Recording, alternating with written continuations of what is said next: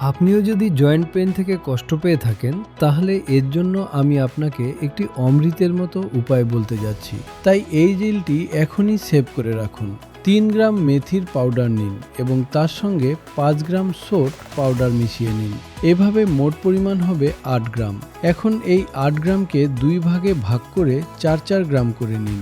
৪ গ্রাম সকালে খাবার খাওয়ার পরে এবং ৪ গ্রাম সন্ধ্যায় রাতের খাবার খাওয়ার আধা ঘন্টা পরে খেতে হবে। এই পাউডারটি আপনি গুড়ের সঙ্গে বা হালকা গরম পানির সঙ্গে খেতে পারেন, তবে গুড়ের সঙ্গে খেলে বেশি কার্যকর বলে মনে করা হয়। যদি আপনি এই উপায়টি টানা ৭ দিন ব্যবহার করেন, তাহলে আপনার সমস্ত জয়েন্টের ব্যথা এবং শরীরের শক্তভাব কতটা উপকার পাচ্ছে তা আপনি নিজেই অনুভব করবেন। যদি আপনি জয়েন্ট পেইন বা হাঁটুর ব্যথা থেকে স্থায়ী আরাম চান, তাহলে কমেন্ট বক্সে জয়েন্ট লিখুন। আমি আপনাকে ফ্রি কনসালটেশনের লিংক শেয়ার করে দেব।